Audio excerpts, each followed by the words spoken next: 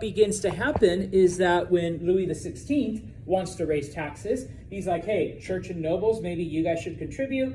They're like, let's vote on it.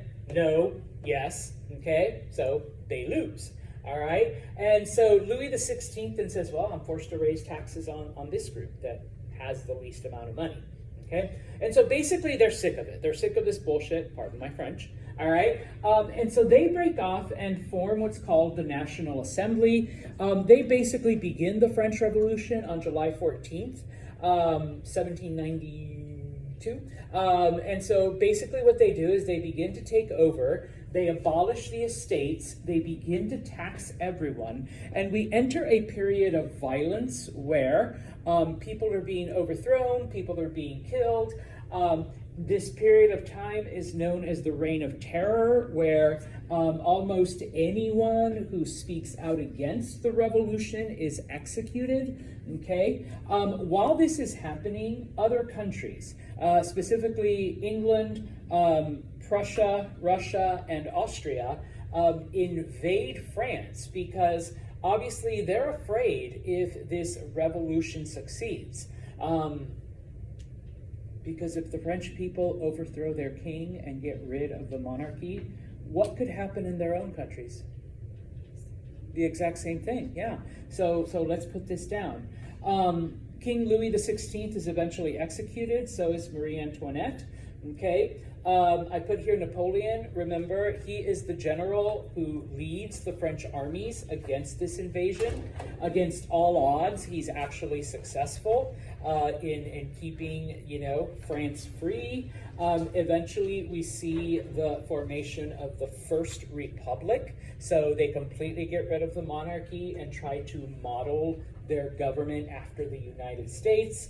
Of course, it doesn't work out, and I'm just summarizing here, but you can watch my lecture. It's up on Brightspace.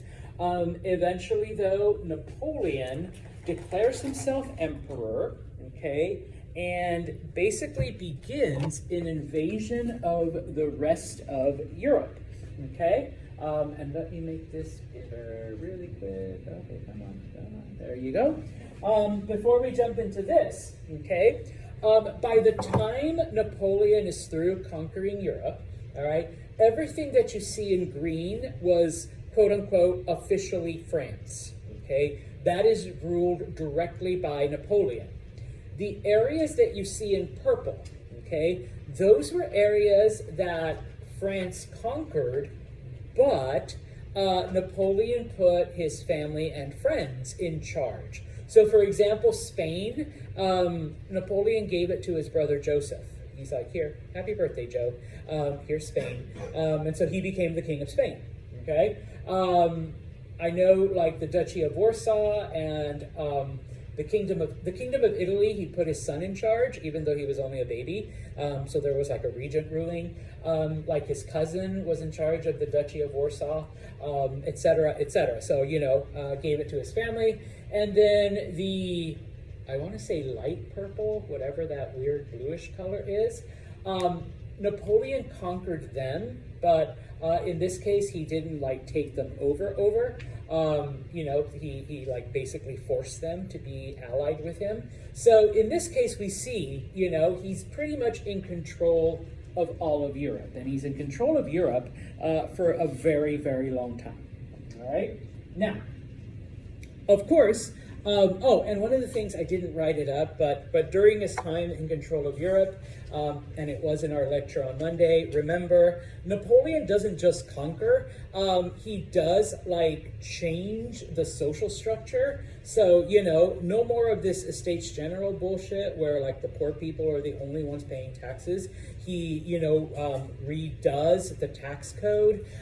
He redoes the legal system. It's known as the Napoleonic Code. And most of the governments of Europe today, I'm sorry, not governments, most of the legal systems of European countries and South American countries are based on the Napoleonic Code. He redoes the educational system in France so that it's based on merit and not because you were born upper class and you have money, but because you show promise and potential and intelligence and so you should get free education. And once again, as an FYI, pretty much all of Europe today, you can get a free education if you pass the exams and you show potential and promise. And it's the same thing in a lot of Latin American countries. You get a free education if you meet the standards. So Napoleon does have a long-lasting effect besides just conquering everything. Despite this, of course, some people do begin to get tired of his rule because he does institute certain harsh laws. He does get rid of all of the revolutionary principles, the equality, fraternity, brotherhood, all of the things that the French Revolution fought for, because you can't be independent if you now switch to king for an emperor type of thing. All right, for example, in this case, Napoleon conquered both Spain and Portugal. As I mentioned, he gave Spain to his brother, as he's going to rule over Spain. Eventually, though, because the French were actually pretty cruel to the Spanish and the Portuguese. So the Spanish and the Portuguese begin to rebel. They launch a guerrilla campaign against the French. And so Napoleon is forced to commit French troops to that area to put down these rebellions. And they were pretty brutal. And of course, the British, having gotten beaten, by Napoleon all this time, they of course support the Spanish and the Portuguese, and they send troops to the area. So, Napoleon now has to fight in Spain. In other areas, specifically in the areas where there were Germans and Italians, they see that Napoleon is being distracted by the Spanish and the Portuguese and the British, so they take this opportunity to kind of start to unite and rise up and cause problems for Napoleon there. So he is forced then to put down those rebellions. Now, FYI, he is successful in putting down these German and Italian uprisings, but what it does is suddenly because remember, there is no Germany until 1871. There's different German kingdoms, okay? Saxony, Warsaw, Prussia, all right, Bavaria. There is no Italy. I mean, there is, but it's only this big. Okay, there's Naples, there's Sicily. This was the Vatican, not the Vatican, the Papal States. Then there was Genoa. So there is no Italy. But these rebellions against Napoleon later on begin to translate into, hey, all of us Italians put together, like, why haven't we done this yet? We could totally do that. And the Germans do so as well. They're like, all of us Germans together, why haven't we done that either? Okay. In 1812, Napoleon probably makes the biggest mistake ever in history. All right. He decides to invade Russia. All right. Spoiler alert, it's a failure. Okay. 100 years later, or 120 years later, Hitler decides to do the same thing, doesn't learn his lesson from Napoleon. One thing that the Russians have always done historically is they trade space for time, okay? They willingly retreat, okay, in the hopes that the enemy gets drawn farther and farther into Russia. And when I say space for time, what are they waiting for? Winter. Okay, because the Russian winter is pretty severe. Napoleon invades in June. He invades in the summertime. Okay, and yet his forces still get caught in Russia in the wintertime without having succeeded. And so, yeah, they're not prepared for it. The other thing, and it's not like today where you can have supplies shipped or sent or whatever, is that the soldiers need to live off the land. As the Russians retreat, they burn everything. They take a scorched earth policy. And so the French soldiers have nowhere to get food. Napoleon does reach Moscow, but the Russians have burnt it to the ground. There's like nothing there. Okay, and so Napoleon basically says, all right, well, fuck this shit. He has to go back. All right, and this is basically what leads to his downfall, because as he's heading out of Russia in the middle of winter, not only are his men dying from exposure, but they're dying because the Russians are attacking them and killing them. Napoleon invaded Russia with 600,000 soldiers. By the time he got back to France, he only had 20,000. Okay, so over 500,000 men died in this expedition. Okay, so yeah, the rest of Europe basically says, okay, now we can beat Napoleon. All right, now that he's basically squandered all of his soldiers in Russia. And even though your textbook only gives you like a small portion here, he does surrender, and he's exiled to a small island called Elba. But he manages to escape and sneak back into France. The people love him, and so they put him back as emperor. Okay? And so in 1815, at the Battle of Waterloo, which is in modern-day Belgium, that's his final defeat. And this time, they learn, okay, we can't just put him on a small island in the not in the Caribbean, in the Mediterranean, because last time he just came back. So they sent him to an island called St. Helena, which is in the South Atlantic, in the middle of nowhere. All right? Even if he does escape the island, he's got nowhere to go. He's in the middle of the Atlantic Ocean. All right? He actually dies of syphilis. Yeah. So yeah. Okay, that's the end of Napoleon. All right? And so, the debate. Okay? What do we do with Europe now? Because Napoleon, like I said, he made all of these changes that, after he conquered Europe, okay, are we going to get rid of all of these things that happened? Are we going to go back to before the revolution? Are we going to go back to an absolute monarchy with the 3 estates, and the poor people have to pay all the taxes, and the church and the nobles pay nothing? I mean, do we really want to go back to all of that? Okay, or do we want to keep a little bit of what, the revolution brought, and specifically what Napoleon brought? Okay, and so as you know, since I've already mentioned, the Napoleonic Code is part of the legal system of most places. They kept that part. The free education bit, they kept that part. Okay, but okay, what they end up doing is they end up bringing back the royal family. Now, Louis XVI had his head cut off. All right, so obviously he didn't come back. So did Marie Antoinette. Their oldest son, who was only like 8 when all this happened, he actually died in prison of neglect. They just left him in a dungeon and just, mistreated him and starved him to death. So basically the person that comes back is Louis XVI's brother, and he actually calls himself Louis XVIII. To honor his brother. So he comes back on the throne. But there are certain things, like I said, that they do keep from the revolution and some of the things that Napoleon institutes. But in other areas, okay, and I promise I'll come back to this, but I need to show you the map. His brother Joseph is kicked out, and the Spanish king is brought back. All right? The Portuguese king is brought back. He does destroy the Holy Roman Empire, just FYI. That one doesn't come back. People realize that was just bullshit. That was just the Austrians, a way to get more money for the Pope. All right. But, the Pope is brought back. He's given back the Papal States, and the different Italian royal families are given back their type of stuff. Even though we have the Grand Duchy of Warsaw that used to be part of Russia. That's actually given to the Poles, and so for the first time, the Polish people have their own little country. So some changes are kept, all right, after Napoleon, okay? Oh, the red line shows Napoleon's route, okay? He makes it to Moscow, comes back, okay?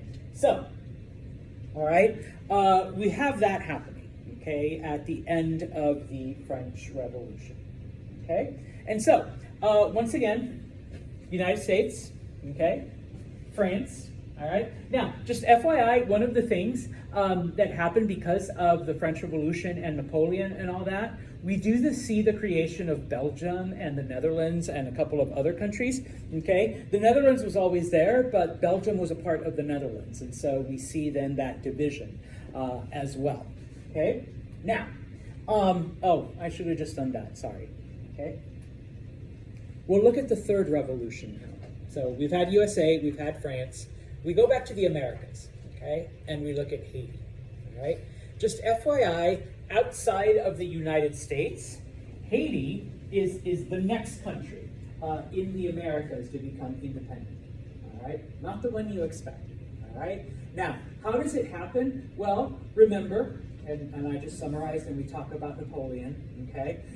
France is busy, all right, with the French Revolution, with the death of people, with executing the king, and of course, when Napoleon comes to power, you know, he's busy uniting things, conquering Europe, fighting the British, all of that, okay? So while all of that is happening, okay, all of the French colonies have basically been, I don't want to say abandoned, but the French are not able to go and support them in anything, okay? Specifically, in this case, the colony of Saint-Domingue, which is what Haiti was called before they called it Haiti, okay? And if you recall, okay, Saint-Domingue, or Haiti, was the richest, most profitable sugar colony of all of them, all right? It made more money for France than all of the other sugar colonies combined made for Spain and Britain, okay? And so, because of this, all right, what do we need to grow all that sugar and make it profitable? Slaves. Most of the colony, you know, like 98% of the colony was African slaves, okay? Only 2% were the white landowners, okay? And so, when everybody realizes that, like, hey, and no offense, my white friends, all right, when they realize, hey, the white people, they've got no support from France back home, all right? France is in the middle of a revolution. France is out busy doing other stuff. And so basically, the slaves rise up against the white landowners, okay? They overthrow them.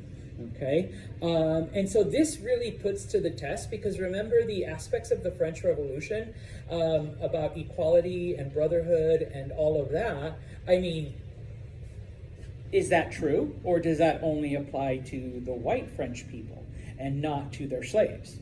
Okay, and just so you get the idea, there were over 500,000 slaves. Okay, in addition to the slaves in Haiti, there were also about 30,000 free blacks, okay?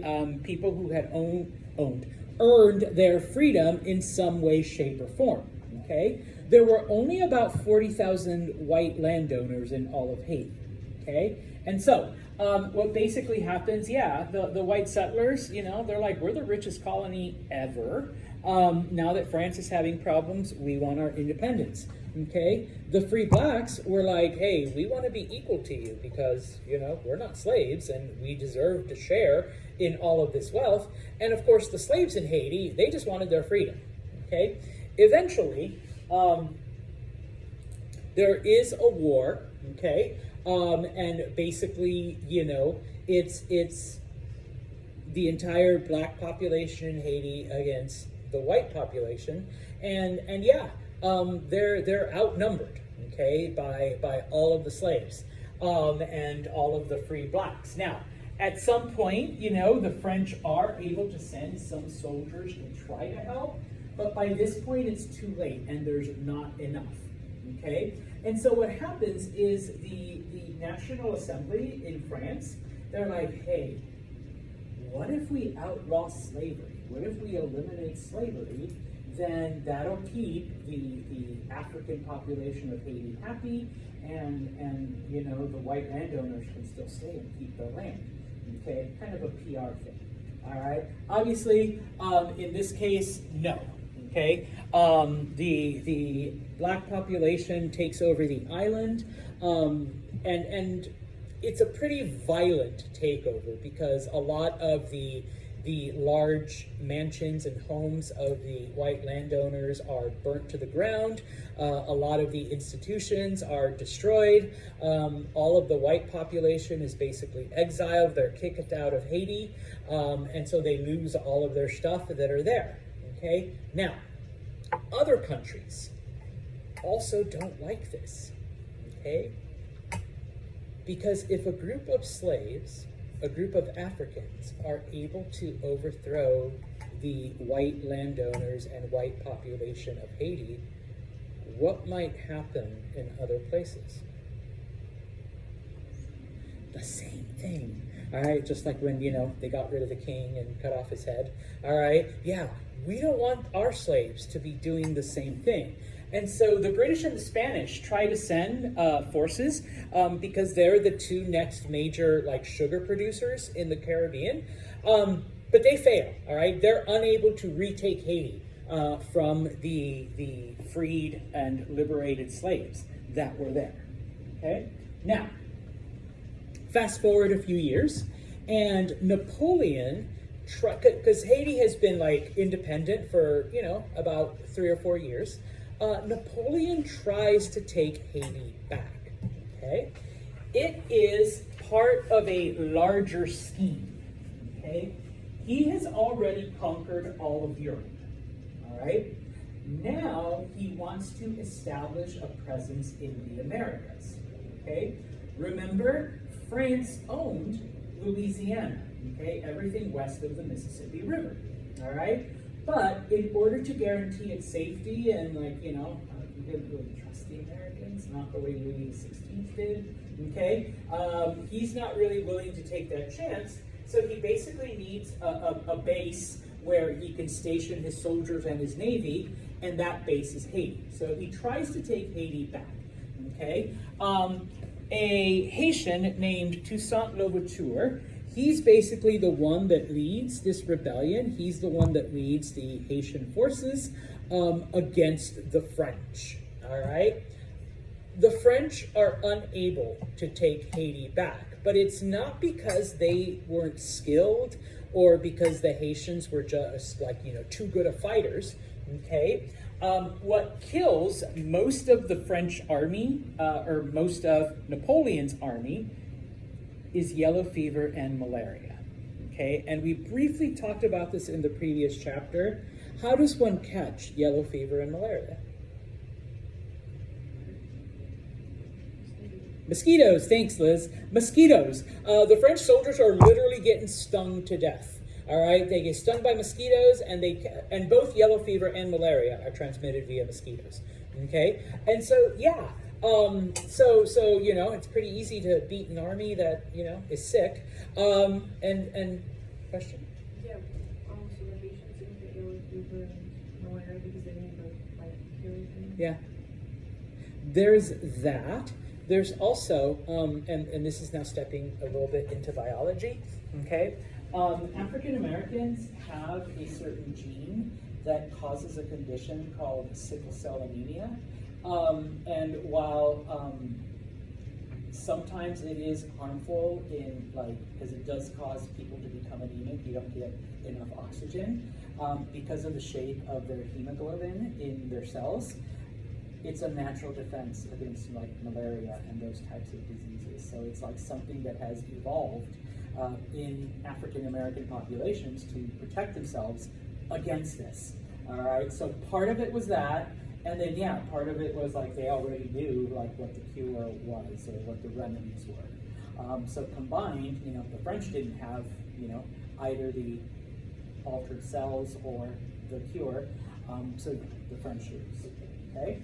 Now, this of course results, just FYI, dipping a little bit into American history, because Napoleon is unable to conquer Haiti. He is unable to establish colonies in Louisiana. And so he is able to sell Louisiana to the United States, all right, the Louisiana Purchase. And he gives it to the United States at a great price, okay, because, all right, I can't do America, can't do Haiti. He's got his eyes set on Russia. He's got his eyes set on other areas. And what do all wars cost? Money. Yes, if I can get 10 million from the United States, or was it 15 million? Oh, damn, I need to read up on my American history. If I can get 15 million from the Americans, yeah, all right, that'll go a long way to conquering stuff, okay? And so, in 1804, the general that surrenders, Jean-Jacques Dessalines, he basically says, okay, Haiti, you're independent. Like, we are never going to try to take you over again. Okay? And in this case, they do, in fact, change the name to Haiti. Up until then, it was known as Saint-Domingue. Okay? Honestly, I'm not sure what Haiti means, but they changed the name. Okay? And so, Haiti is the first country, besides the U.S., or the first country in Latin America to gain its independence. Okay? But, you know, people aren't as excited as they were when the United States won its independence, or, you know, when the French overthrew their government and Napoleon and all of that. Okay? In this case, people were freaked out. And we already met, specifically the British and the Spanish. Okay? Because if the Haitians could rebel against the French and get rid of them, okay, our slaves might get the same idea. And then we're going to lose our colonies. Okay? And so, you know, a bunch of things happen, obviously. You know, in many areas that have, especially most of the sugar colonies, and in areas where slavery, you know, where slaves were the predominant population, like in Haiti, all right, you know, you had almost 550,000 Africans and only 40,000 whites. You know, they begin to take extreme measures. Okay, so like, for example, one example in Venezuela, the Spanish just, you know, declared martial law. They're like, yeah, no black person could be outside after X amount of time, and you know, you're going to be punished a lot more severely if you even think about revolutions, and et cetera, et cetera. Okay, one of the things that is kind of interesting, and I think your textbook mentions it, is that Thomas Jefferson, okay, he refused to recognize Haiti as a country. Okay, and I wrote there, what is the irony in that? Number one, America did the same thing. But the fact that Haiti won its independence led to what, though? And it was Thomas Jefferson who negotiated the Louisiana. So, you know, he was all proud. Hey, I doubled the size of America. We have all this. He sent Lewis and Clark to go explore it. And so, yeah, if it wasn't for Haiti winning, America wouldn't have gotten the Louisiana Purchase. But yet here he is, like, no, I'm not going to recognize you, Haiti, because you were a bunch of slaves that overthrew white people. Even though the fact that you were a bunch of slaves that overthrew white people made the size of the United States twice as big, and people love me for that. Okay, so that was the irony. Okay, it does lead to some social questions, though, because people realize, okay, maybe we should start treating Africans as people. You know, they're not just slaves. Okay, so people then begin to debate and discuss this. Should Europeans still be bringing in slaves from Africa? Should they be enslaving anyone? Okay, this is the beginning then of various abolition movements, where, you know, several countries then begin to outlaw slavery. And once again, the irony is that the United States is actually one of the last developed. Brazil does it after the U.S., but is one of the last countries to actually outlaw slavery. All right, Britain, Spain, France, all of these others, they did it before, and it came because of this. Okay, you know, they're like, well, if they could win their independence, like, oh God, maybe we should start, you know, thinking of them as people. All right. The other thing that happens is that groups in Latin America begin to say, hey, and once again, please forgive me if it comes out wrong, but if you recall in the last chapter how the Spanish separated the different groups of people, and at the very top were the Peninsulares, the Europeans that were born in Europe, and under them were the Creoles, the Europeans that were born in the Americas. Who was at the very, very bottom? It was yes, the slaves, the African slaves. Just above them were the natives, but even lower than the natives were the slaves. And so in this case, a lot of the groups in Latin America were like, if the slaves, who are the lowest of our social class, could overthrow France, why can't we? We're like in the middle. We're the mixed people. Okay, you know, we can do it too. All right, and so I'll finish off just going through this one. Okay, just as an FYI, this isn't the first time that Latin American groups had tried to free themselves from Spain. Okay, there had been several attempts, but most of them were strictly native attempts. Okay, Native Americans had banded together and tried to overthrow the Spanish. Okay, obviously they all failed. Okay, probably the most famous one, because it came that close to actually succeeding, was a rebellion led by a native chief named Tupac Amaru. Okay, this actually happened in Peru. And so, yeah, they came like that close to getting rid of the Spanish, but they were unable to. Okay, now, yes, people in Latin America, the Spanish colonies, were inspired by the Haitians, but they also had the same opportunity as the Haitian colonists, because remember, okay, Napoleon invaded both Spain and Portugal. Okay, the Spanish royal family, they had to flee. The Spanish king, he actually went to England and he hung out there until Napoleon was overthrown, and Napoleon gave Spain to his brother. Okay. The Portuguese, on the other hand, they left Portugal and went to Brazil, okay, because Brazil was their colony. All right? Now, the Portuguese were like, fine, we lost Portugal, but we can just reestablish the entire social system here in Brazil. And so while the royal family lived there, they just kept doing what they always did, and they actually made Brazil a better place, because they're like, holy shit, I can't believe people were enslaved, can't believe there's like no roads, there's no structure. And so they had cities built, and they had roads built, and they had improvements made, and they started doing all of this stuff. And while this happens, the Portuguese royal family actually like came to really like living in Brazil. It's nice, it's tropical, a lot warmer than Portugal. That place is cold and cloudy and shitty, and it's really small. Brazil is huge. You can explore just about anything. Okay? Now, remember, Napoleon was beaten in 1815.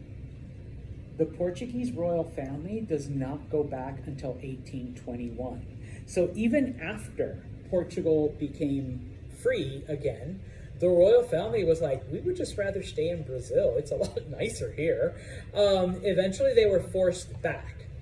But what happens is the Portuguese king goes to his youngest son, not the son who's going to become king, not the oldest, but he goes to the next one. And his name's Pedro. He says, Pedro, we're going to go back because they're forcing us to, but you stay here in Brazil, all right? And what you're going to do after we leave is you're going to declare Brazil independent. I'm going to agree. All right? That's not your dad. All right? And that's it. Okay? You can stay in Brazil and we can come visit and vacation and, all of that good stuff. And so that's literally what happens. Okay?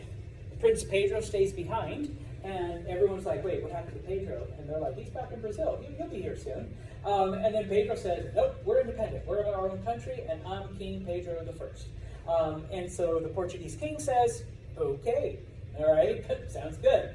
And so what Brazil does is they actually, they don't follow the Portuguese style. They become a constitutional monarchy. They become like Britain. So even though Pedro is responsible for getting Brazil its independence, he then steps back and says, I just want to be like the English.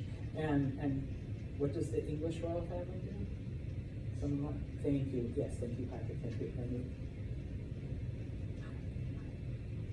Smiling wave, smiling wave.